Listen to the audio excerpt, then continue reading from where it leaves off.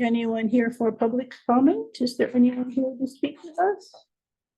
Seeing no one, I'll close it. And I think our first order of business will be to amend the agenda so that we can have our healthcare benefits report first thing. Not that you're welcome to stay with us if you'd like, but we'll let you go first so that you can leave if you wish to. So if you want to take it away? Yeah, absolutely. So We're not going to start with minutes. No, we'll come back to the minutes. Okay.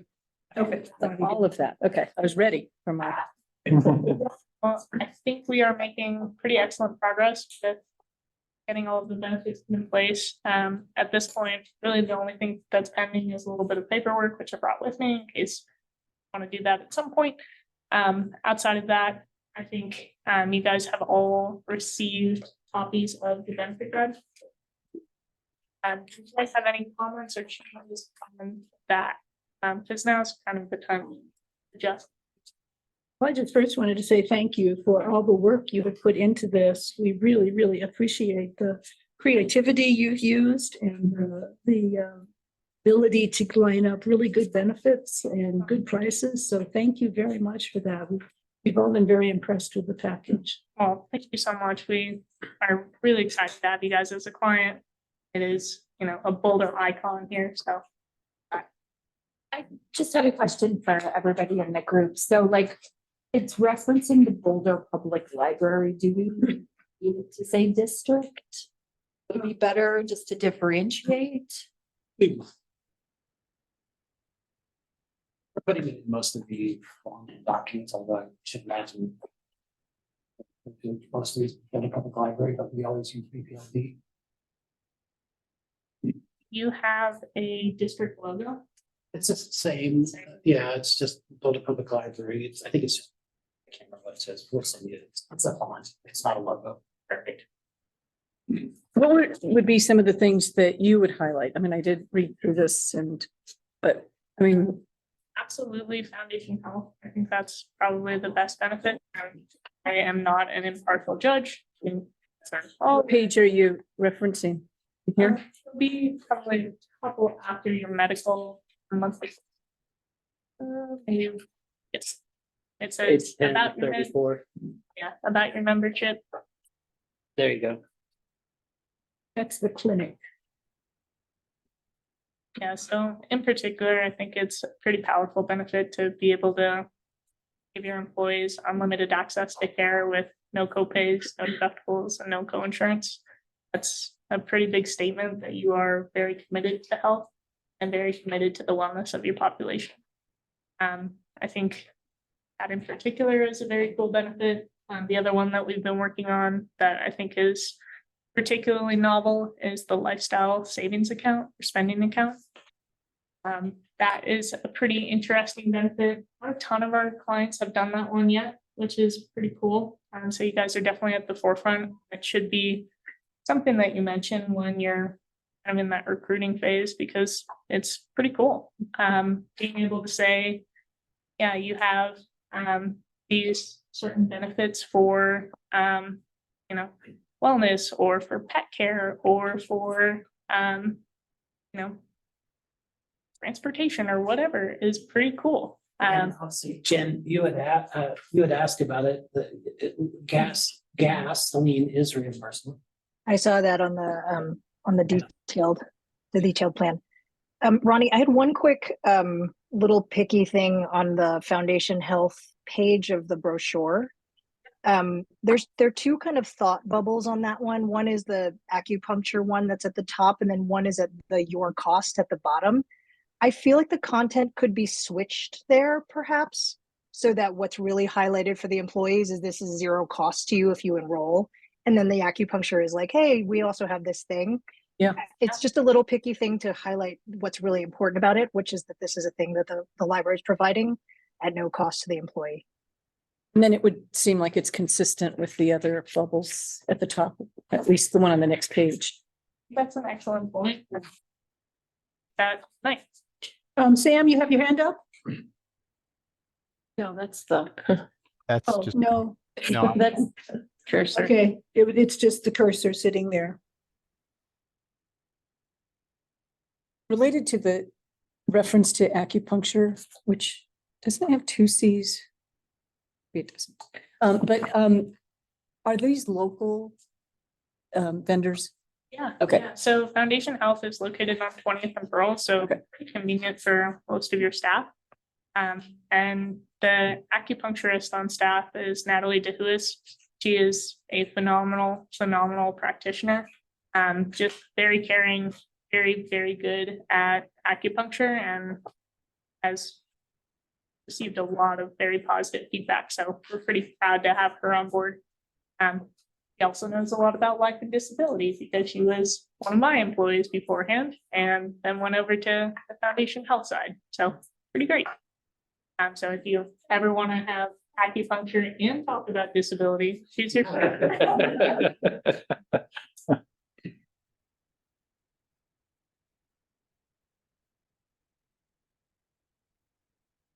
Veritas, who you guys currently use for dental or So you guys, dental? yeah, you currently have Delta Dental. Delta Dental. And one of the things that I noticed on your dental plans, you actually have two right now. But neither one had a particularly high benefit maximum, so this was an improvement overall. And kept costs roughly the same. It was a little bit more expensive than kind of the buy-up plan, but overall, Emeritus is an amazing carrier. We've worked with them. We actually have them personally for our dental and vision, so I know their products extremely well because I've used them, and they are one of the only carriers that I know of that will actually, if you have a particular dentist that you want contracted, they will actually do the reach out and they will try to get your dentist contracted.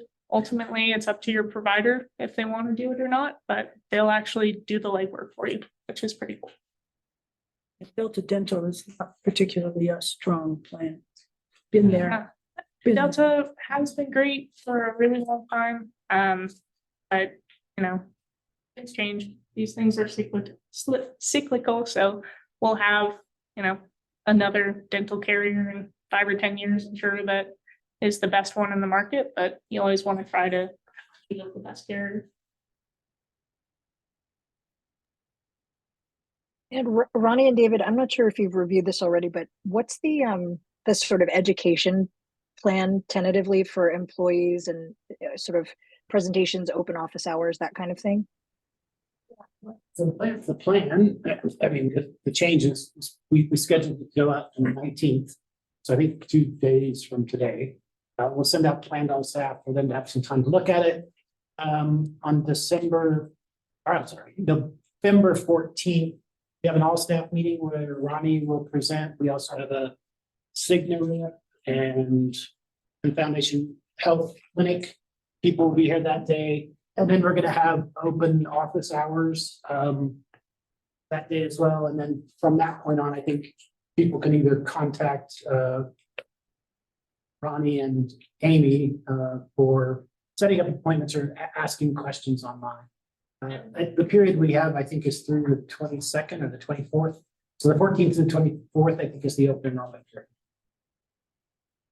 And did we say we were going to make that 14th meeting open to any dependents or other people who might be in employee households who make the healthcare decisions, or is that just a staff meeting? We even thought of it. Okay. You probably did bring that up. What's your recommendation, Ronnie, on that? It's always fine to have spouses and not necessarily children, maybe college kids included. They can definitely bring valuable questions, and it might be sort of a hard time, but it is over lunch. So if they work in the Boulder area, it could be easy to sneak over and say hi, but we're more than happy to field questions from employees or dependents of any sort. So they'll have our cell phone numbers and email addresses. They can call, they can text. And not just during open enrollment, we'll be around year round for the staff to help with anything that comes up. So Is there an employee portal? yeah, so we will be using Employee Navigator for kind of the time being. Ultimately, our goal is to have everything through Paylocity, your payroll vendor, and have the benefits enrollment through that. But since Paylocity's timeline for actually getting the benefit side set up is a little bit longer than ours for Navigator, we'll be setting up Navigator for the first, probably about 6 months or so of enrollment.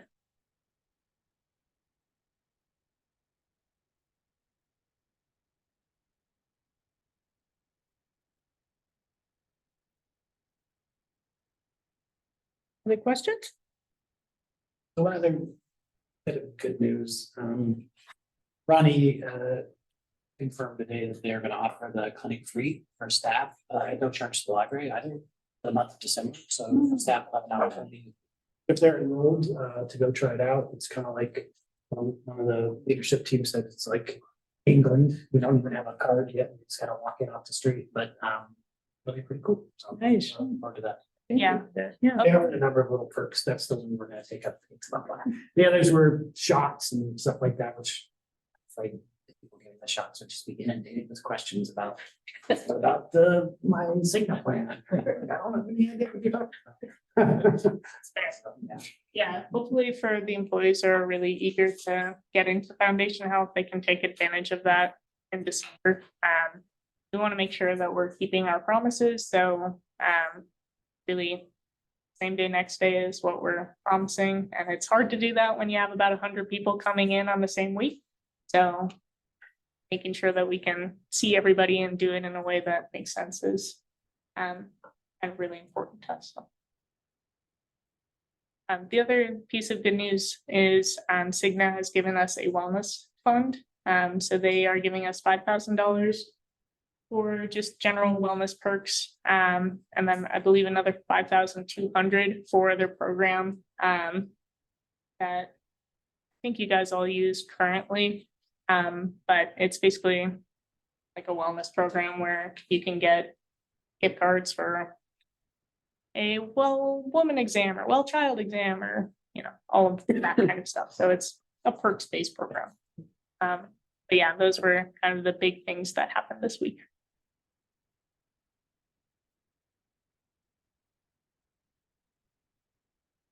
Great. You know? Yeah, perfect. Thank you very much. Appreciate it. Yeah. Help yourself to cookies. Grab a cookie. Sandwich. I will. Thanks, Ronnie. For the road. If anyone has any questions, please feel free to reach out. David's got my contact info, Jen does too. So feel free. I'm around all the time and kind of a workaholic, so reach out.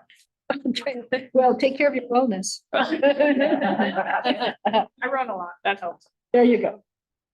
All right, so back to our agenda. Does anyone have any changes to the minutes? I do, just a couple corrections. One, spelling of my last name. And then I actually joined in at the beginning of the meeting. And I came in at 7 o'clock because the doors were just closing then. So Which one are you on, Anita? First page, and it's Thank you. just the reference to who was there. It says Benita Dura instead of Duran. And she just, And then the name, and then, yeah, I joined in by Zoom while I was driving from the airport and then got here by 7. So I don't know how you've reflected that in the past, but.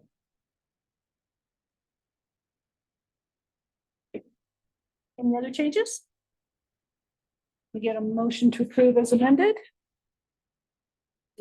Second by Benita. All those in favor? I am seeing virtual hand raised there, Sam. Yep. Okay, great.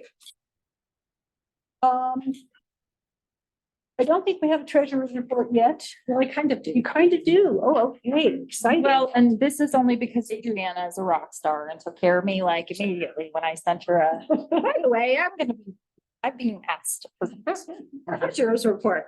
So the things that Adriana put together for me, and eventually I think we'll probably work out some sort of other like formal report with whatever details we decide are important. But for right now, we're kind of playing it by ear.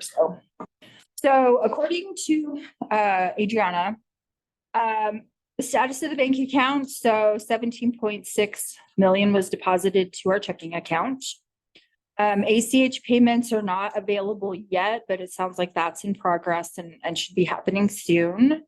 The JP Morgan portal to request checks and make electronic payments is not active yet. David was given 30 paper checks to use in the meantime. And then it looks like the purchasing card program is still, it's coming up where some of the cards that were requested should arrive this week. And then on accounts payable, we have paid one invoice, and that was to Focus Connect IT Consulting for $76,000. We have some other expenditures that were paid by city checker card that we will have to reimburse in the amount of $97K. And it looks like it's financial, IT, facilities, and HR consulting.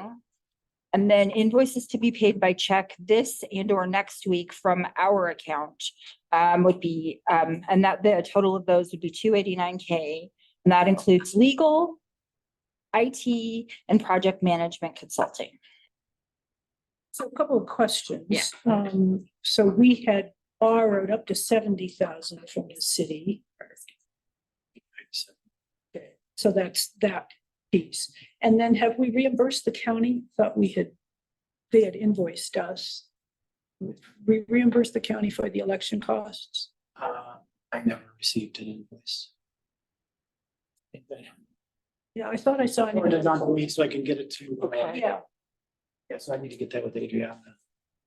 I definitely did not get an invoice. So I have some questions. So I would still like to see the invoicing from legal, right? And I was told that I didn't need to see it whenever it was, but it seems like I still need to see it. So I'm still asking for that. And it seems like that should come to the board just for review. I mean, since we have to approve that. And so I would like to make that known. Purchasing cards, who's getting purchasing cards? Start Yeah. David, Adriana, Celia, and Amy Shaw. Or to start. Is there a limit on the purchasing power, like $5,000 or something? We something that's different. So for IT, Amy's will be higher. Okay, Probably temporary. Mine is set higher now. That's any. okay, Ultimately, a large number of staff have purchasing cards. That's how we, most of the things for. Oh, I would expect that, yeah. Clients, so I don't know how many we have. Maybe 30, More than 30. more than 30. But that won't happen until after their release. I wonder eventually, instead of a purchasing card linked to our bank account, if a credit card and would help with like fraud protection and, It's not linked to the bank account. oh, okay. Okay, thank you. Sorry. And as I recall from our conversation with JP Morgan Chase, they have a whole P card program Okay. that wraps into. Okay, They're in. Zero. okay. I just want to make sure, Yeah. like, it gets taken and gets charged up. I mean, it'll be hard to spend $17 million, but And there are daily and monthly limits on everyone's. got it. Yeah. Okay. Yeah.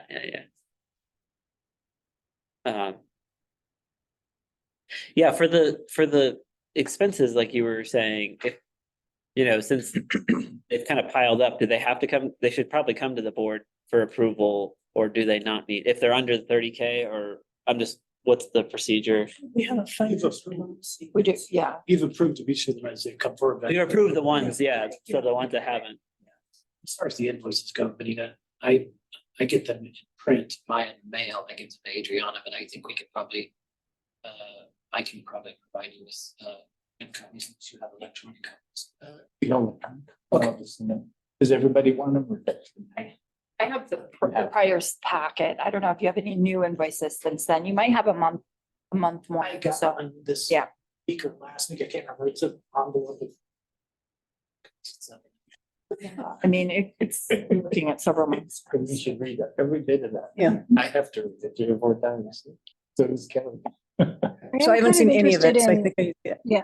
Forgive me, I didn't hear what Johnny said in your response to your question, Doug, but what is a best practice for approving these sort of larger sums or invoices? Like, I don't personally want to read every invoice. So is it like the treasurer looks at them and sort of brings out highlights for us, and then we are, we have the invoice to review if we want to, and then we sort of say, okay, Sylvia, we trust you. Thank you for sharing the highlights. We approve as like a packet. I'm curious, like, I definitely don't want to review every invoice. So that's And just neither like do I. self-interest. But my point just has to do with legal counsel. And since it is legal counsel to the Board of Trustees, I feel a responsibility to be able to see that and review that. And I don't want to see every invoice either, but that one in particular, because it is so directly tied to the board's work and our time, and what we're asking this consultant to do. That's my rationale. Okay. And Jen, I think that all of those questions are things we're gonna have to sort out as we go, because those Governance. are, Okay. I think we do need to think about how we want to Yeah. have those come before the board and when, so, Yeah. Okay. Okay, I cool. think- Yeah, I think it's intimidating to think we might need to review everything. So I appreciate that you're considering how to do that in a more Typically, efficient Jen, way. Yeah. typically in, in these districts and other kinds of districts, what you'll see is exactly what Sylvia just did. But on paper, a list of the checks that were written prior to the meeting that you hadn't approved, and a list of the invoices that are payable. And then you can ask any questions you want about those, and then approve them as a batch. That's usually what happens. And I see Okay. under the financial policy, I think if it's under 30K, David can approve it. And if it's pre-approved, like the It's in the budget. vendors and stuff, he can just sign and pay it. And then if it's like an invoice that we, like legal counsel is hourly and we don't know how many hours he's gonna work, in a month or something. So then that would have to probably come to us because it would, if it breached the 30K, limit. So it was 30K for now, but then there's also, as I recall, correct me if I have this wrong, if it's approved in the budget, then he is authorized to act. Oh, okay. So that's the other piece of it. So that's what we're gonna have to kind of sort out. Okay, I see what Once you're something saying. is approved, then it falls within the administrative authority. of the Got it. board. Okay, I see. Interesting, yeah. And then certain specific things like contracts, real estate contracts, or contracts like that. are Okay. covered. That's the financial policies that we've seen. Got it. We did a simplified one for now, but we have more. complicated. Yeah. Two of the big expenses that you'll see, and we can report out monthly where they stand, like salaries and benefits. And then collections, right? So those are not ones that you want to see every single purchase. And so what we'll do is we'll approve as when we approve the budget, we'll be approving of $1.695 million. That will then authorize us to spend that in materials. And you'll see in whatever you decide, monthly or quarterly reports, we'll show you the expenses against that line that have been paid up until that point, and then what amount has been encumbered, maybe even not paid. Yeah, that's kind of what we'll do. The same with salaries and benefits. A lot of the other things, I don't know. We'll have to determine, like, every $100 program or every purchase from the dollar store for doodads for the program, that's not something that I've ever seen reporting on. I don't know how we. Well, but did we hire the auditor or we just put out the RFP? Okay, so we have an auditor. Well, we will have an auditor and so, Which you will have to, again, Yeah. we have the RFP post, I'll do that on my part. RFP post on Friday. yeah, it just, We'll talk through the Yeah. finance committee with the recommended candidates and then bring that to you, and then ultimately you hire them. yes. So, we have an auditor that will look at the financials and hopefully put the screws to you and, So I'm looking at the September 13th email from you to the folks at the county saying the library district is ready to be invoiced for the election. Can you please send the bill to the Boulder Public Library District? And nothing has been sent as far as I can tell, so we may need to prod them. You sent it to Stephanie. Stephanie sent it to somebody named Kathy Spreer, and that seems to be where the chair. Oh, then, and she asked for the W-9, which we executed a week or so ago. So they should have everything they need. Yeah, they were asked to send it to the Arapahoe Street address. So Adriana may have a more current update on that. Maybe I don't check my snail mail every day, but Yeah, I don't know. I've checked it this week. Yeah, so they just may need a pro. So anyway, if they haven't been invoiced, we can't pay. Yeah. That's easy.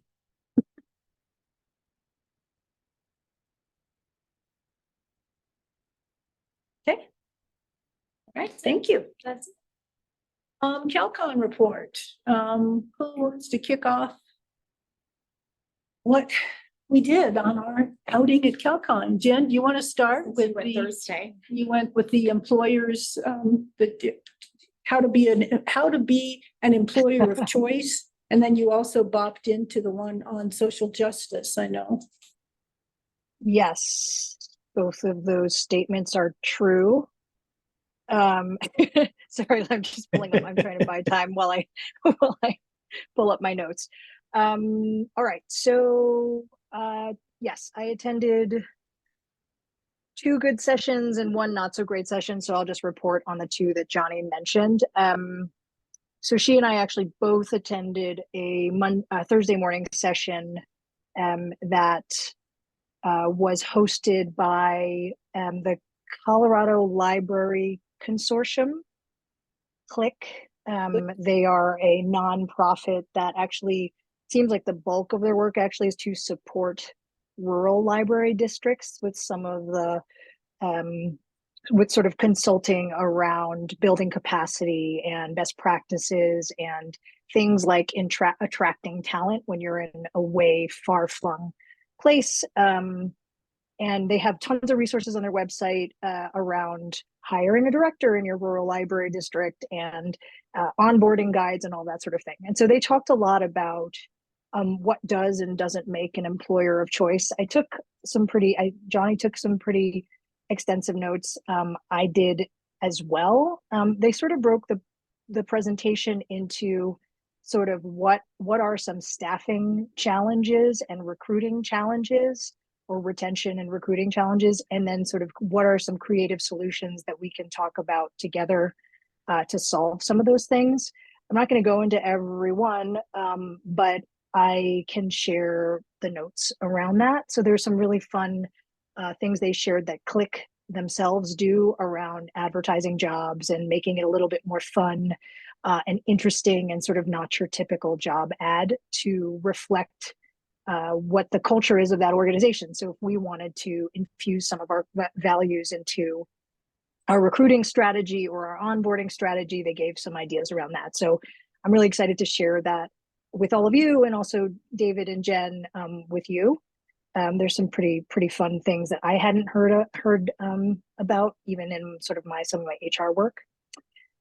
I don't know, Johnny, I sort of wanted to, that's very high level, but that's basically what the session was about. Yeah. Agreed. And as I said, I'll type up my notes and put them in there. I did actually take screenshots of their ads. They really did some fun ads. So those are in the folder for the employers of choice, and you can look at those. They were very clever in how they framed it. I mean, what they were saying is, if you want to be an employer of choice, one of the things you do is find a way to stand out above the crowd, and your ads are your first way of doing that.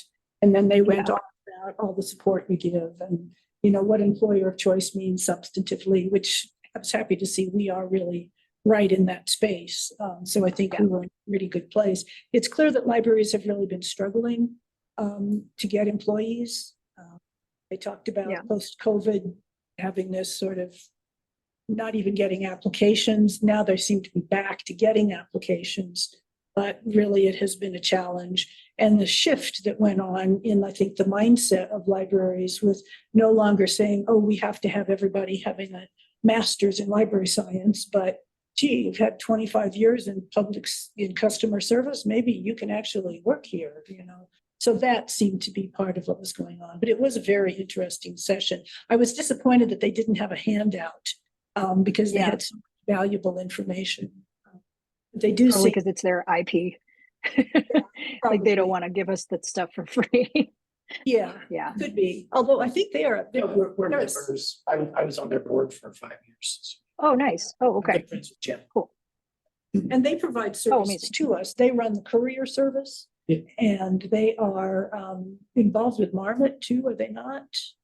No, they host, what's it called? Oh, they, all the EBSCO, they did the broker contracts for all So the they do a lot of research contracts. databases. Most of them, we can negotiate a better price. So we, prior to joining Marmot, Flatiron's Library Consortium was the second largest public library consortium in the state. So we were negotiating prices on our own. But Claire does negotiate prices for online vendors mostly. They get good prices. So we look at them. If we can't beat the price, we try our best.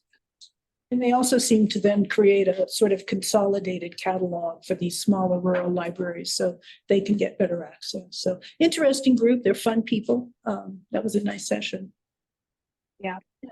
The other session I attended, I was only able to attend about 45 minutes of it, but it was a very sexy title. It was Social Justice, Neutrality, Intellectual Freedom, and the ALA. And the part of the presentation I was able to attend, actually, Benita, I think you'd be really interested in the content of this particular session. The presentation was given by Dr. Martin Garner, who is the director of the Amherst College Libraries now, but was the chair of a task force commissioned by the executive board of the ALA to examine the language of neutrality for libraries across the country. So what does neutrality mean in a time of sort of where libraries are centered in the culture war? How neutral are we actually? How neutral can you be when you have certain values inside of your library system? And so I would encourage all of you to read the report. It's a pretty long report that the task force came up with, but boiled down to essentially they said, we would like our neutrality to be not as idea focused, so you don't get into sort of political debates, but person focused. So some of the concepts they introduced were around cultural humility, radical empathy, and trauma-informed response. All of which, again, I wouldn't do justice in defining those things, but they're a little, I think the names define them a little bit. The task force presented this, I can't remember when he said they presented it, but the American Library Association has not yet taken any action on it. And I think one of the things that the presenter had some thinly veiled frustration about was, there are these cycles where a task force is put together to think about guiding principles around diversity, inclusion, belonging, equity. And they present this really amazing report with some really interesting concepts, and libraries aren't really given a lot of direction on how to implement it. And so his ask of the audience was very much like, think about how you can apply these frameworks inside of your own library districts. With it, change what you can change, basically, and not think and try not to be frustrated more broadly that like the entire system can't change. So I also took some pretty extensive notes on that, and the handouts that Johnny added to the folder are really great. It's the report itself, and then there's a kind of article rebuttal of these principles, so kind of showing both sides of the neutrality debate. And I thought it was very engaging and interesting, and probably something we're going to come across when we deal with some of being at the center of some of these debates about neutrality and rhetoric and language. So yeah, that's it. That's my report. Great, thanks, Jen. Yeah. Sylvia, do you want to Sure. dive in? So on Friday, Johnny and I attended the trustee track presentations. And the first one was by our favorite library attorney, Kim and Beth from his firm.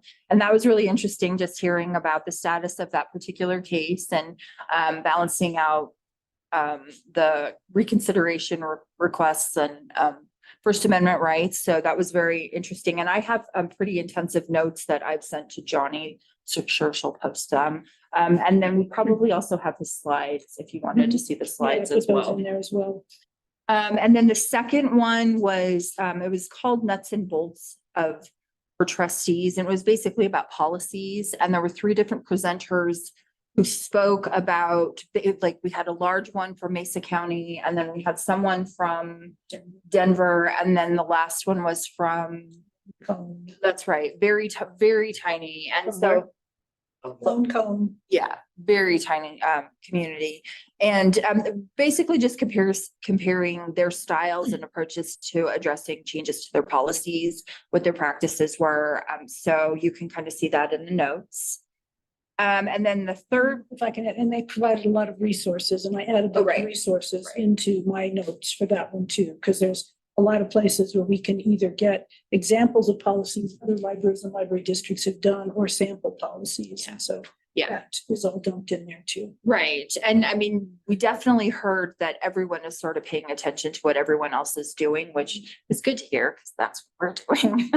And then the third one that we went to was about advocacy, and that was Nicole from, what is her title? Nicole She's a Davies? state library. Right. Librarian. So, and that was interesting. It was really more about just, you know, trying to get out there and not just thinking about the local level, but also at the statewide level. So that was good. The fourth one was, I was excited for it because of the title. It was supposed to be about new issues facing library districts, and it didn't really hit for me. We ended up getting put into different little small groups, and then we were asked to talk about a particular topic. And so instead of having someone with authority and knowledge telling us about the new topic, we were kind of asked to unpack it ourselves. So there were 4 topics, and for some reason I'm blanking on one, but one was EDI, one was wellness, and another was climate. There's also, there was politics. And Oh, then that's there right. was, Politics. artificial intelligence. That's So right. 5 topics. Right. So it could have been an interesting discussion, but my group basically talked, we had a young man in the group who was a member of the board in Broomfield, who was a high school student. And he was super excited about all of their policies and talking about all the things we do. And I think everyone else at the table was just like, let it go, let it. We didn't really turn into much, but it was nice to hear about what they do in Broomfield and their one high school board member who was actually a voting member. To be fair, it was 4 o'clock in the afternoon. It was, on yeah, Friday. yeah, we were done. People were done. So Right. on the advocacy one, and I see Kara's joined us. Thank you, Kara. On the advocacy one, again, there were lots of resources. And as I was listening to them, Benita, I kept thinking about you. I think this might be an area you're interested in. You can see when you look at the notes.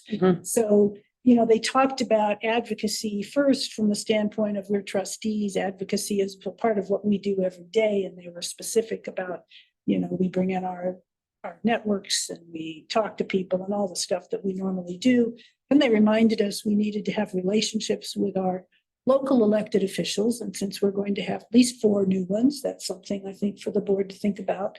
They emphasized that when doing things at the community level, we always need to be sure we're doing it with the director. So we don't, you know, have 2 people making the same, going after the same person. And then there were some resources around how to do that. But then at the state level, Cal organizes a lobby day in March, a descend on the legislators day, and they're always happy to have trustees there. Now, the commission could never play in this realm because the city occupied that world, even though they didn't lobby for libraries, the commission couldn't do it, but we can. And then there's also a legislative committee that's active that coordinates all this sort of stuff. I think they meet once a month and it's a virtual meeting. You know, seemed like had you all over it. Yeah. And then they have 2 Cal employs 2 lobbyists who lobby on behalf of the libraries. One of the things they're really working on right now is the pot of money that the state library has for grants for libraries. It used to be $7 million. Governor Owens zeroed it out, and they've gradually managed to inch it up to $3 million. And they really want to lobby to try and rebuild that because it's an important source of funding for so many things. Maybe with Prop HH, that will help, since if that passes, you know, the education funds, maybe that's a piece of it. But anyway, that was one thing she highlighted for now. And then at the national level, ALA coordinates the lobbying and works with Cal, and they also do a descend on Washington Day, which they typically take a trustee or 2 along. So there was a lot of opportunity to get involved in that level of work if you wanted, and they had a bunch of good resources, and I put all the links again in my notes in that, so. I wanted to look at that. Kara, anything you'd add? Because you were in there for 3 of those trustee track presentations. Actually. Yeah, can you hear me? Yeah, we can. Okay. No, I would just echo everything you all said. I thought it was all really interesting. I thought the mindset piece of the sort of advocacy mindset, I thought was really interesting because I think I hadn't quite had that articulated to me in that way. And I thought it was a useful way to be thinking about the roles that we play. I thought that was all really interesting. And then the other sessions that were a little more like nuts and bolts, I thought were just useful for me because this is all new to me, So I thought it was all really good, and I'm glad you're sharing all the resources because a lot of the resources will be really, really helpful for us as we go forward. And on the legal one, Kim's firm also provided notes from theirs. So you've got our notes and then Kim's, and they also you had 2 or 3 other memos in addition to the ones that were in here. So there's a lot of stuff in the legal thing. I thought it would be fun to watch the example of audacious advocacy that they shared with us. We thought this was great. Good evening. The Well, library will be closing in 15 minutes. Please complete your library business and exit the building. Thank you. Buenas noches. La biblioteca se cerrará en 15 minutos. Por favor, concluya sus actividades en la biblioteca y salga del edificio. Gracias. We should be able to squeeze this in right between.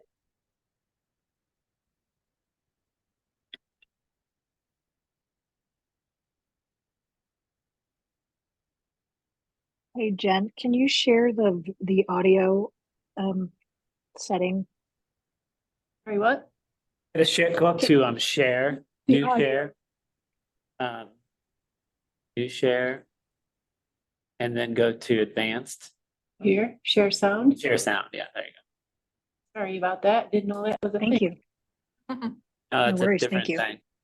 Increase. This angered an anti-tax group known as the Tea Party. Well organized and well funded, Who's made they that started PTSD? posting Vote No signs, mailing flyers, and making noise. They dominated the conversation, Making changing shit the up. topic from library, Right. books, and reading to Record it. taxes, That's taxes, taxes. With no money and an election less than a month away, the library needed help. They needed something attention-getting, audacious, maybe even vile. So we decided to form a group of our own and started planting signs around town that said, "Vote to close the library August 2nd, book burning party August 5th. Oh, jeez. The idea of book burning is bad enough, but gleefully making it a party, well, that angered people enough to send them to our Facebook page. You people are sick. This is disgusting. Reject the wackos. Vote yes. But we didn't stop there. We created videos. Imagine this times 200,000. How cool is that? Posted on Twitter. The Troy Library might be short on money, but it has books to burn. Created items for sale. A book bag. How ironic. We placed newspaper ads, created check-ins, posted flyers, and lined up entertainment. You guys are booking a band? People became enraged. Why would you burn books, idiots? This is horrible. Cheap imbeciles. What the is this world coming We to? should burn your signs Complete instead. and total This is idiots. really just pathetic. Jerks. They posted their own links, shared with friends, debated the merits of libraries and the audacity of burning books. The conversation spread from Facebook to city council meetings, from newspapers to TV. It grew from local to national, even international news. Once it reached a fevered pitch, we revealed the true intent of our campaign. A vote against the library is like a vote to burn books. And people started posting, tweeting, and reporting all over again. In the end, we had changed the conversation completely, from taxes, taxes, taxes, to library, library, library. And on August 2nd, the yes voters, voters who don't normally turn out to vote, turned out at levels 342% greater than projected. And the library won by a landslide. The town's library, its beautiful, award-winning library, had been saved. Not every story at the library has a happy ending. Not a tax. Fortunately, this one did. Why don't you own apartment buildings? Yeah, I thought we might have. A funny story, but I think it was, I think it was Leo Burnett, Chicago, huge Chicago. Firm. Yeah, Gratis. yeah. Yeah, when they asked us afterwards what we took away from it. And what I took away from it is it's easier to get people going with outrage than anything else. So, okay, well, I think we'll keep adding things to that Calcon folder. So, yeah, it was a good session. And we had lots of nice conversations with other library folks, and there were a number of our staff there that we were able to chat with and spend some time with. So it was fun. So what was the overall attendance size? How big is this? 500-600 people, I think. Yeah. The trustee tracks were jammed. I mean, Kim's was people standing in room the back. only. Every single one was full sessions. So, yeah, it was a big turnout. Okay. Thank you. Yeah. Library District Director updates. So things, the application period opened this week, on the library jobs, so they employees are being encouraged to apply. The library will be closing in 10 minutes. Please complete your library business and exit the building. Thank you. La biblioteca se cerrará en 10 minutos. Por favor, concluya sus actividades en la biblioteca y salga del edificio. Gracias. Application period closes at the end of the week, and then over the next couple of weeks, John. Subsequently, we'll follow up with those 4 or 5 critical positions, the ones that we mentioned before, head of HR, head of facilities, head of communications, and maybe a couple of others. It'll be going out sometime later in November. Open enrollment, which we mentioned earlier, but it's coming up in November. So staff, once they've accepted the job, send the open enrollment period again, they'll be signing up for their insurance benefits. Speaking of insurance, the last 2 big consultants that we have to bring in terms of the transition.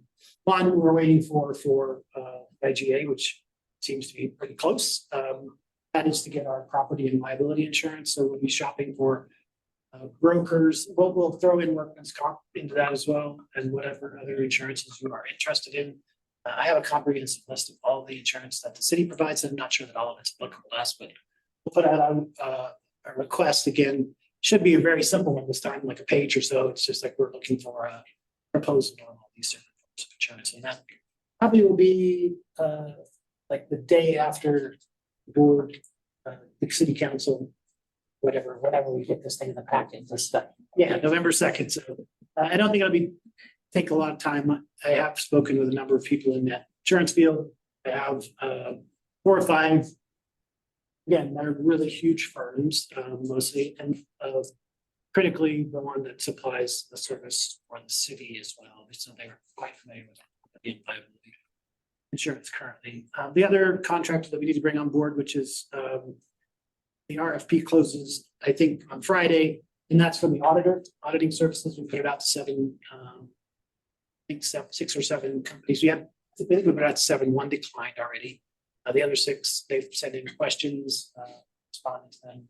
Expect to see at least 4 or 5 on Friday. At which point then we'll review those. We'll bring them to the finance committee, then we'll bring them back to you guys for making a decision on who to hire as an auditing service. In line with the finance report, I just want you to be, fully prepared, right? We are at the kickoff meeting with Sage Intact, which is the financial accounting system that we'll be using this week. The timeline again, just to refresh your memory, is that we would probably go live in February 1st. So what that means is you will probably not get really great sound report writing around finances and expenses until March. Would be the first time that you would really see it, which kind of coincides with the January to March. It would fall in that March or April would be probably the first time you would see a full accounting report of all the different things in the kind of format that we're presenting in the future. I did find out today that QuickBooks is not integratable with our Chase. So it will require manual entry either way. So I'm thinking probably not going to go forward with QuickBooks, although we had talked about it as a temporary solution to get us through till that time when Sage Intact is in place. We're probably just going to do it on spreadsheets and manage it through that way with manual entry into Chase accounts instead of like trying to set up a whole nother thing, going through the process of training on what compatibilities there are. Because in the end, it's not compatible and we would have to redo data entry. So there's that. And then the last thing before you tonight is the RFP that's for the space reconfiguration. Obviously, this is something that we were not entering into a contract to until after we approved the budget. But since I had the RFP done, I decided to just bring it to you tonight, which will enable us hopefully to get it out sooner to the vendors, and we might move all of the deadlines up on a week. It would be preferable for me to bring this consultant on before the end of the year so that they could have some of the initial meetings so that we can feasibly complete this project by May or June when some staff in this building will be moving out to the building. The library will be closing in 5 minutes. Please complete your library business and exit the building. Thank you. La biblioteca se cerrará en 5 minutos. Por favor, concluya sus actividades en la biblioteca y salga del edificio. Gracias. So open to any questions that you have on the RFP. What's the price range for this one? What we're going to get from what we're asking for from this proposal is their cost. The budget that you're approving for this in the 2024 budget is about $500,000, $500,000. I don't know if it's going to cost that much, but I'm really kind of flying blind here. We'll keep the project to the budget. I'm not sure we'll be able to accomplish all the things that we're hoping to accomplish in the budget because we are looking at, we did decide in the last iteration of the RFP to fold in all the storage areas we have in the current library. In this library specifically, look at ways in which we can consolidate the storage areas to make more efficient use of space. Because there will be space requirements for all of the people who are coming in. A lot of it, I think, is furnishings. Yeah, because the procurement of fit out is part of this, right? That's part of that $500,000. Yeah, and it also in the RFP there's contingency. I don't know that it's going to be necessary. I suspect it will be necessary in one instance, and that's for the facilities crew to have some kind of defined space. We may require, I don't know, something. Otherwise, I think it's mostly moving people around and using the spaces that we have. Re-examining how we furnish those spaces with the idea in mind that not all of these staff are going to be here 5 days a week, that some of them are going to be hybrid and working just about 2 to 3 days a week in the library. And so we did do that with one team last year. And it was really just the cost of furniture. We consolidated into a much smaller room. So that's kind of what we're hoping to do. Several teams will move. The staging of it is going to be complicated. Probably lose access to this room for a few months while the staging occurs. You'll fix the speaker. We'll turn the speaker off. Yes. I don't know. I don't know that this is the best. I don't know that this is the best room for meetings. It's one that's in the mix. In terms of reconfiguration, it could serve as office space or some other space. The idea is primarily of this RFP is reconfigure of space to add staff. It's staff space. Room for staff. Make room for staff. And so it just isn't completely clear in the scope of work, but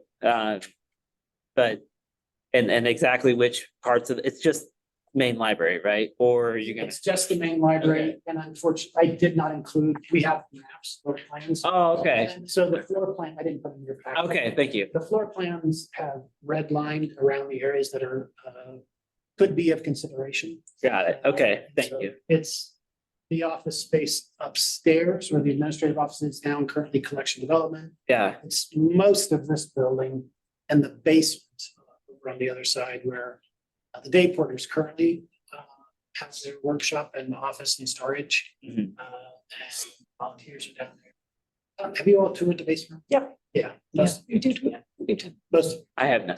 I have not. we'll get you a tour. Must have been Upstairs. you that night. Yeah, I think we Yeah. weren't there. We even looked. But it does reference in the synopsis, the office space, XX square feet. if I'm- Yeah, it just with X's, that's it. Okay. Yeah. One of the Yeah, extra- So and Okay, my point is not to criticize it's more is this enough that an architect could bid it, you know, and that was my only.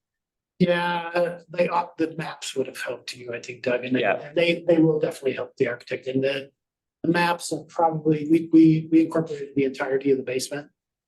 Really, the entirety of the basement is probably not up for any kind of, but we'll need to figure out a way to incorporate facilities as a workshop space for them down there. So that's where I'm looking at. If you've been in the basement, you would know that Yeah. the storage is not very well consolidated. I mean, we do cleanups every 2 years. We have a, project lead and everything. We go down and Jennifer and I play and throw all kinds of stuff. But Attention, it feels the library is now closed. Thank you for joining us today, and we look forward to seeing you again. one of the things that I wondered about. Was. Atención, la biblioteca está cerrada.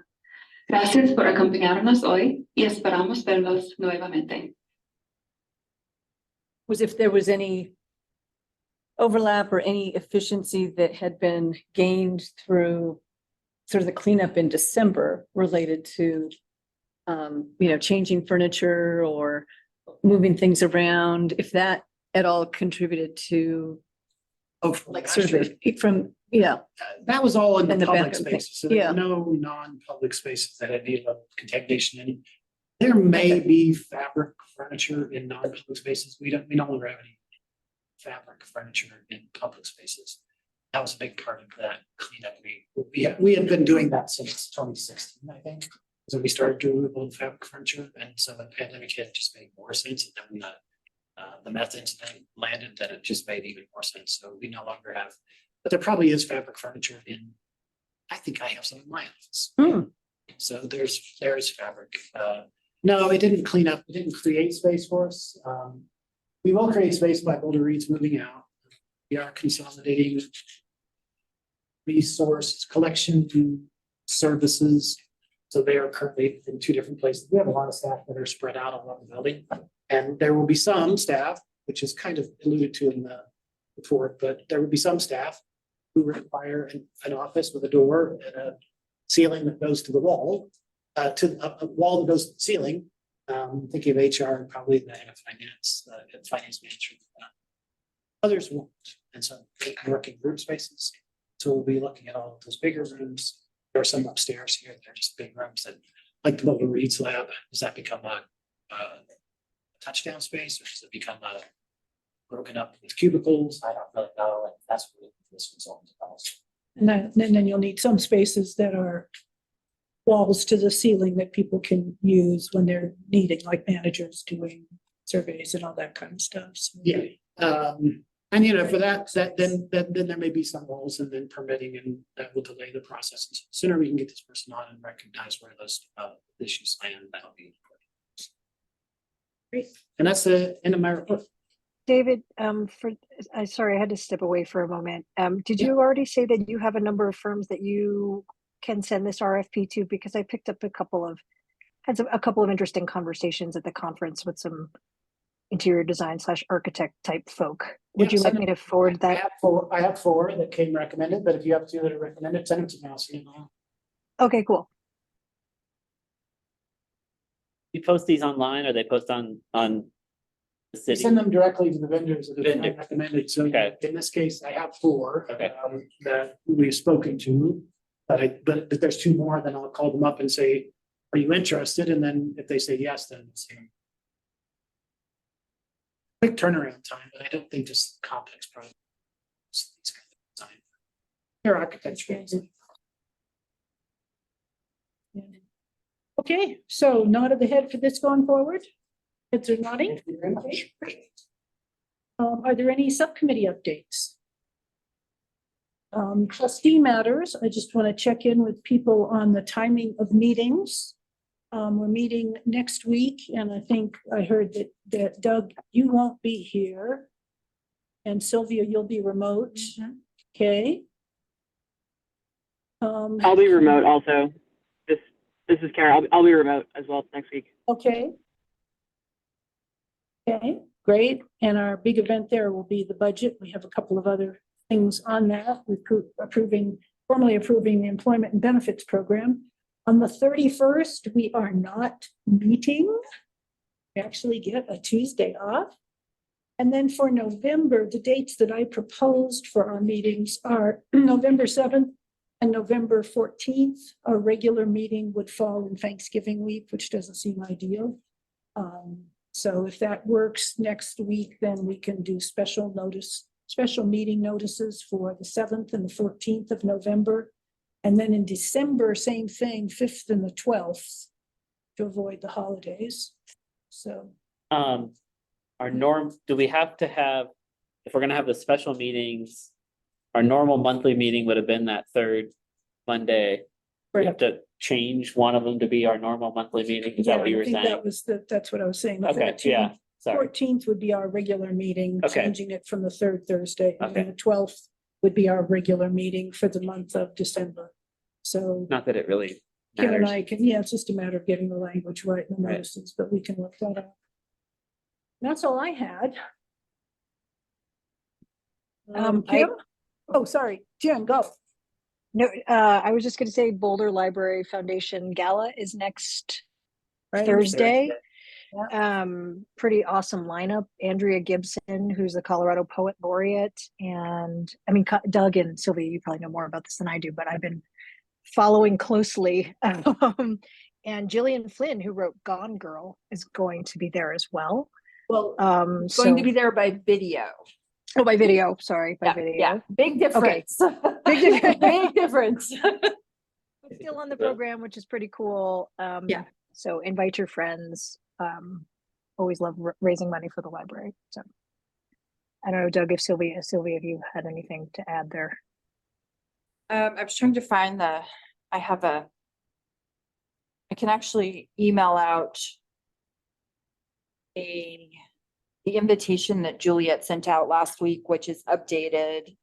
So special video appearances by Gillian Flynn and Michael Connolly. And then Andrea Gibson is one of the presenters as well. They're going to do like a presentation with a couple of youngsters who have been part of Boulder Reads, which should be pretty great. And then the MC that they have is someone named Professor Felix. And then there's also an actor named Betty Hart, who is an actor, and I think she's going to present about the impact of libraries on her life. So, and there is a light buffet dinner served before the program. Wine, beer, and non-alcoholic beverages will be served. Donate, please, if you can. Okay, Kim. Do they have a live auction? Is there an There's auction? gonna be a paddle raise, and I think a couple wine. I don't know if was the wine cases gonna be Yeah, I don't know. I'm not auctioned sure. or served. That's so. I thought it was served, but. Okay, yeah. Cases, that's a good thing. No, I think However it I is, right? understood that that was for use at the. Okay, I didn't realize Yeah, that. yeah. Thank Will you. we have the librarians on roller skates? So, I don't know about librarians on roller skates, but I can find out for you. Last year, they did a very cute thing where they were shelving books, and the size of the books was tied to the bids that were coming in from the library, the floor. It was very cute. I'll ask. Yeah. Okay, Kim. All right, you have the status report. There's not a lot of changes shown on there. The second item, though, I did add for you a link to the Click website that has a bunch of those policies you were talking about from all over the country. It's kind of a fun website to click through. Not only from Colorado, but from a bunch of others. Oh, so you've added it, it's here? Yeah, it's the And I second put it on the, status report. okay, I put it on the resource piece on policies in the telecom thing as well. And anyway, that's a fun one. And if you want any from any of the library districts around Colorado, let me know. We can send you the whole.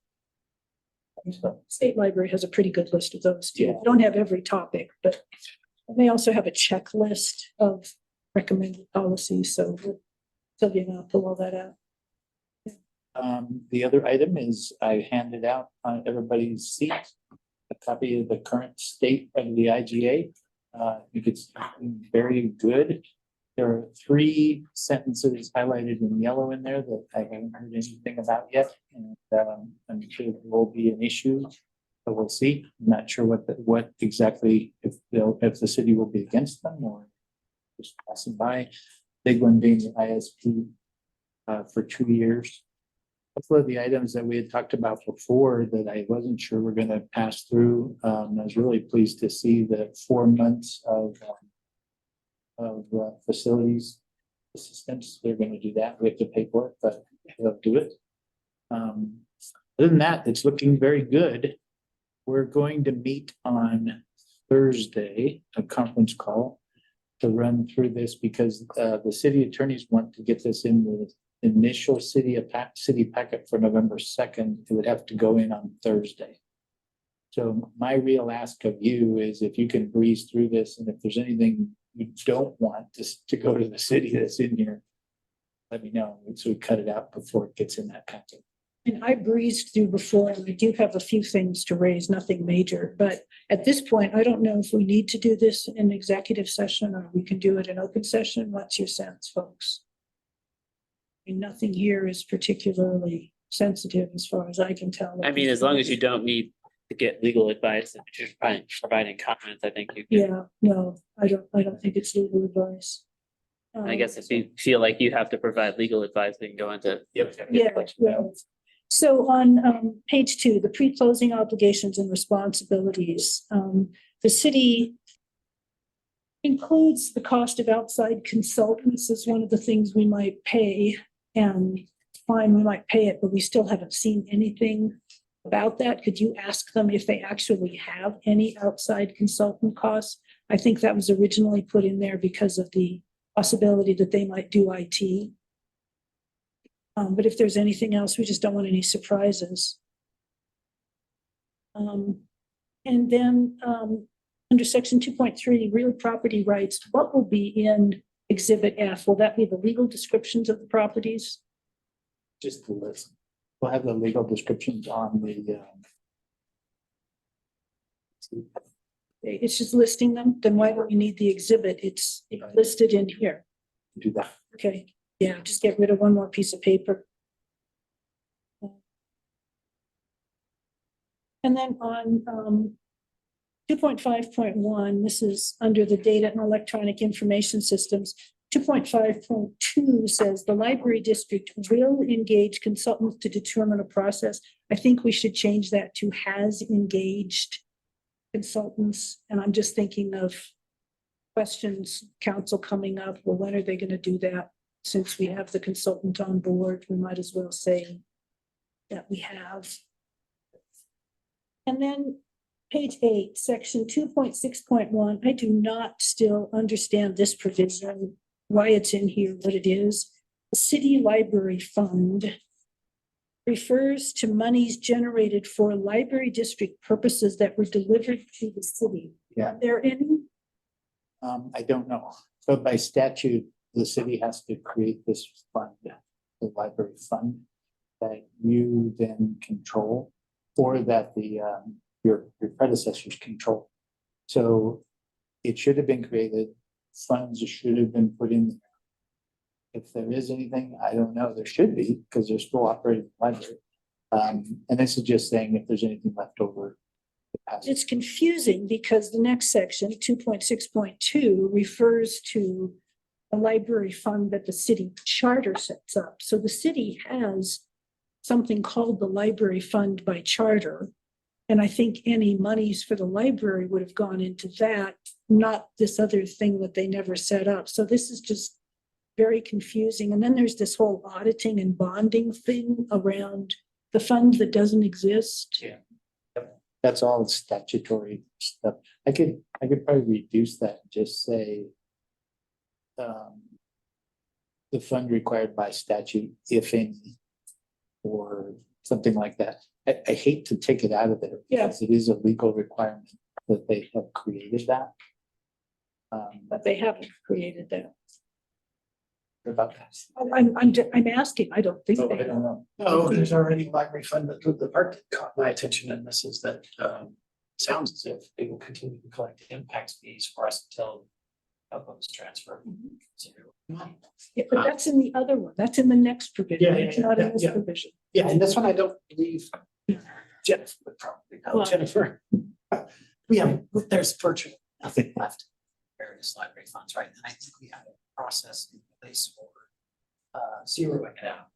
But but that's the other provision. So 2.61 is what we think of as the library fund. If you can just ask them if there is any money in it, I mean, if they don't have any money and they're not going to set up the fund, that's their problem. We don't have to worry about it, right? Yeah, if that's true, then I want to put in. Okay. They didn't set up the fund. Yeah. Just because, if you go to the statutes, this is what's supposed to happen. Yeah, I understand. And I don't want to leave it not referenced at all. Yeah, It's okay if they didn't set it up, but I just don't want to create confusion with these two funds that they're trying to figure out. I do see it say they're going to give us any money if it's in there, but there won't be any, so that's fine too. That was my only really substantive one. And then on the license, which is getting there, I think the only question I had within that, and I pulled that one. Still, So before you leave the library fund, so I'm just reading this now, but it references the library foundation in this library fund. Is that the same fund? so the charter sets up a fund that is for library monies only. And the foundation money goes into that, as does the Spiced Laser House and several other things. And so that's the fund that exists that has money in it at this point that they're spending down. And that's where the confusion, I think. Okay.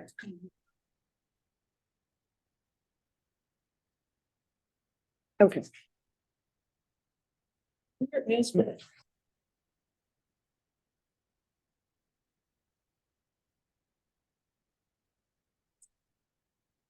Yeah, and I apologize. I sent you notes on that and I see they came sideways in the thing that I send you. I can redo that in a different app if that's confusing. I think that's okay. I already talked to them about each of those items. Okay. Okay, so the only thing that I'm not clear about, when the library does events that involve the parking lot, it's fine for them to follow the city's special permit process. What we're not clear about is when the library is going to be charged under that process, and the city has been inconsistent on that in the past. So if the city charges all community groups for lost revenue effectively for using parking lot spaces, I think it's perfectly fine for the library to be charged. But I understand from library staff that what has been happening is that for the library, for things like JLF, they get charged, but then you get something like the Taco Festival that takes over the whole library and they are the whole parking lot and they don't. So I think we need to look for both consistency and some idea of when they're going to be charged and when they're not. And then you saw my comment about, if we're doing programs that are joint programs with the city, the library should not be charged for those, which is what is happening now. So that when they took forward. They had that conversation. Yeah. They're following up with. Okay. Okay. So this is the other piece is when do they charge for that? And then David, the other thing that was brought up to me by staff was when the city takes over the parking lot or allows an organization to take over the parking lot, there's an extra maintenance burden put on the library because of the bathrooms and all that kind of stuff. I think that the city in the special permit process, charges organizers for the cost of hiring extra maintenance for their impact. Should we ask them to do that for the library as well?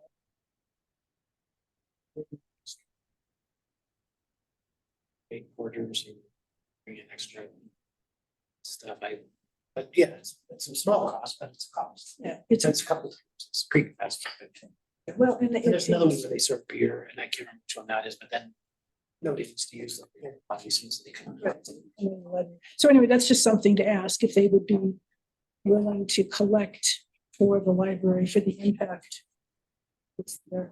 I saw that they have language that says if the city takes over the parking lot, then they'll provide alternative parking for employees and patrons.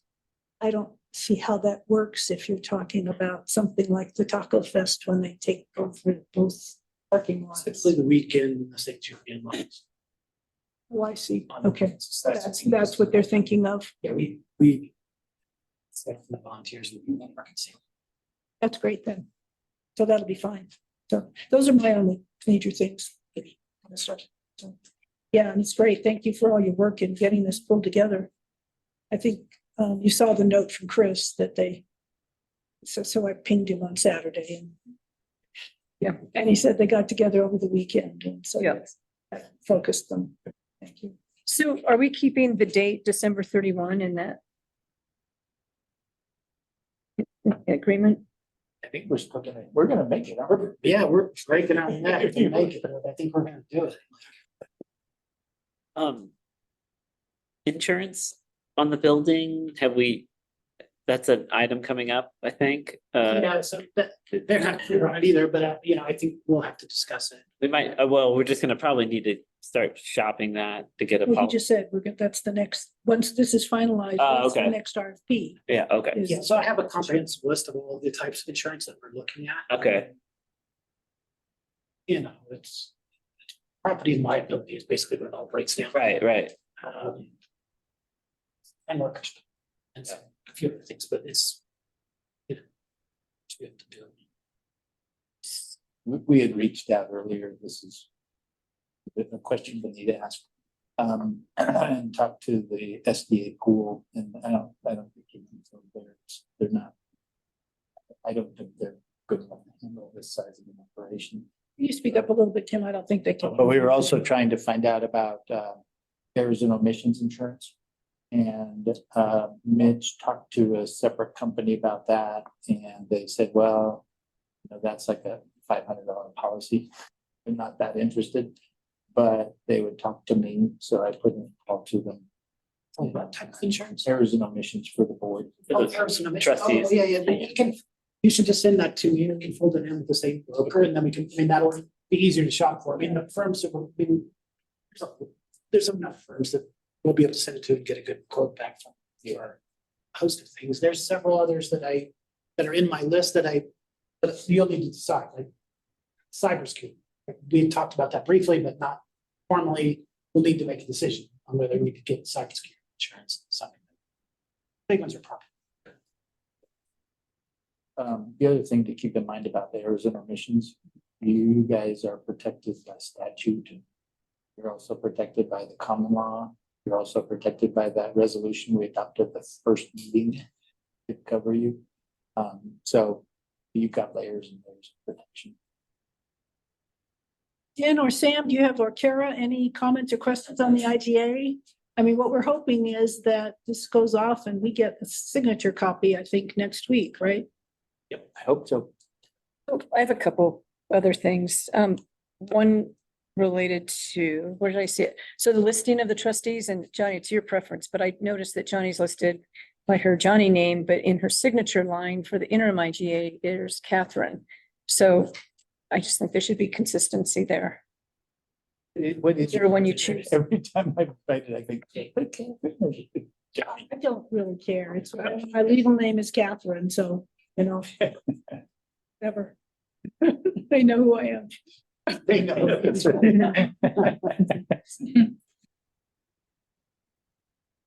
But history will. History will. That's right. For sure. And there was something else, but I'll get to that. But so go ahead if others have. I don't think that I didn't hear anything from other folks. So the date though, I just wanted, because the city was saying, and we were kind of agreeing that, maybe December 31st, holiday time might be a difficult transition time.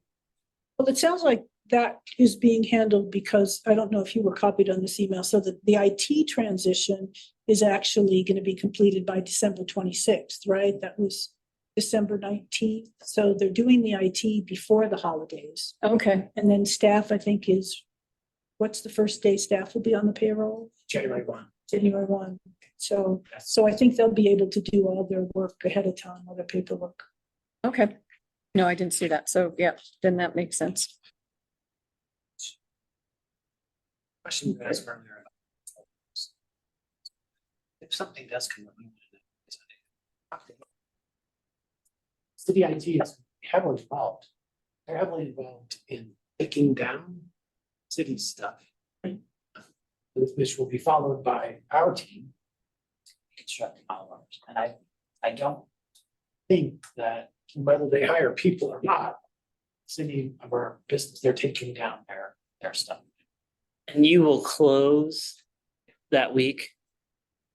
Yeah, so we're gonna be closed, we'll be closed for a whole week around the holiday, which will be the first for us. But yeah, we have the recommendation from including the branches. Yeah, we have no access to, the branches will have to go through that complete transformation as well. IT down. And all the computers, the network services, and then we'll be going back in after them to me, but the IT crew that we have hired and the library's IT staff. Going to put everything back in a matter of a few days, but yeah, there would be no internet. I mean, working from home, we'll see what happens with the staff when we have a question into the city, because they'll still be city employees. It will be a paid closure, which we do have policy for, or are they going to require that they work from home? So working from home, they won't be able to access any of the library's resources. They won't be able to access the catalog, HR videos, SharePoint, anything, like none of that to be accessible. So I don't know what the answer would be, but whatever it is, it'll be fine. well, HR videos. So thinking about that, Jen, did I hear somebody, Kara? No? Okay. So thinking about that, I think, maybe we want to be looking at signs that say great things coming or something like that. And then we had talked about organizing some kind of a party that's the transition has occurred, and maybe it's time to be thinking about that. I don't know if we should be thinking about organizing the party or if that's something that The Library Commission had talked about that too, and wanted to take that on as well. And remember, the city had, You also, as well. invite local electeds. And, Yeah, what we need is somebody to spearhead. yeah. So, yeah. Foundation money collection party. I can ask them if they're interested. I hadn't really thought about it. I thought we could paint a big bow on the front door. Holidays are over, we open it. I missed the Denver Book Lovers Ball Saturday because my wife was sick, so I'm looking for a place to wear a dress and me to wear the tux. There you go. There you go. This is really not a tux community. I'm sorry. Or whatever you want. I talked about even trying to invite past commissioners and Yeah. sort of making it a thing. So I don't know, is there anybody who wants to work on that? I won't be here until the 8th. I think we'd do it like late January anyway, probably. No, I think we would try and do it as the transition Oh, occurs. okay. Well, I Yeah. won't be in town. Let me look at calendar stuff and see if I can help Okay. do that. Oh, I just lost the thought. It related to something else in here. Oh, the November 2nd meeting. Does the city require a public hearing on the IGA? Do you know? No, I think So it could even be a consent agenda item? Yep. Ready. I don't know if it's their plan. Yeah. What's that? I don't think it's planned. No, but it wouldn't, there's no public hearing, and so it's interesting. Okay, so we don't have to be planning to be speaking at their meeting or anything like that? No, but I think we need to plan to be available. Yeah. Head off anything that may come up, but it's 2 days before the election or whatever it is. Have other. Well, that's why I was wondering about our, meeting on election day. 7th. Oh, it is election day, yeah. Yeah. Is anything here about? I mean, do we need to meet? That they're building out. We only have 2 meetings in November. Yeah, should we do it on a different day of the week? I mean, do it on a Wednesday? Could people do November 8th instead of November 7th? I mean, in some ways it is a bit of a celebratory time just for us to be concluding the IGA because that would have happened on the 2nd. And so, it might be. Yeah, I mean, Nice to be doing neutral something. dates. I think we need to plan to meet because we've still got stuff rolling out. Yeah. And we only have 2 meetings in November and 2 in December. No, are we not gonna meet the 28th of November? We had not planned on it, no, Of November, of November. We had not planned on it. so just the 7th and 14th, Yeah. then Thanksgiving break. Mhm. And then there's one more Tuesday, Mhm. And but we did not plan to meet We then. did not. Oh, plan to okay. meet them. Oh, then why don't we Don't push this stuff. just Yeah, didn't good. We literally understand? agreed on this already. No, we could. I mean, nothing happens on election night, so I'm not. I could be watching the HH returns, like, it's so exciting. It won't come out till like 9 o'clock, and so Yeah, I'm okay with either. I could come on election night. Okay. How about Sam, Kara, Jen, any preferences there on whether we meet election night on the 7th or the next day, Wednesday, the 8th? I have no preference. I have no preference. I can meet on the election night. Yeah, fine either way. Okay. I mean, if we had like some overwhelming public comment thing going on, I would say we shouldn't, but I think we are fine. Okay, good. So we'll let the 7th stand. you're welcome to come to meet with me to election night parties afterwards. Be plenty of those. Maybe we can have a belated election night party from last year. Okay, well, is there anything else? Do we need to say something about Novo? Because in here it says that they're gonna build it out, they're going to equip it. And then when it's ready to open, we enter into the lease. But After they subdivided the property. after we subdivide the property, right? But It could be we just make 2025. sure that they. You need to make sure that the equipment and stuff that they put in there is the same, all this stuff. We're buying. Well, they said we would have an occupancy. And we're, the other stuff we're hands-on, first, the sorting machines. Okay. And the shopping. Okay. So all that stuff, furniture, that's all of us. Okay. Yeah, so we're doing all of that. Yeah, they do plan to subdivide the property though, and they want that 18 months. Yeah. That 18 months. Is there office space in that library for additional staff? For Boulder Reads. So Boulder Reads. Just for is moving Boulder there. Reads, So but Boulder not Reads is other- moving. Not addition. Okay. I mean, there's this, like most of our buildings, pretty tight staff.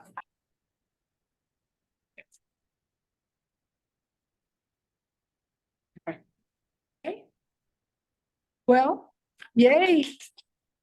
Yay, I think we're all finished. So anything else for the good of the order? Okay, we are adjourned. Good night, everybody. Feel better, Sam? Night. Better, Sam.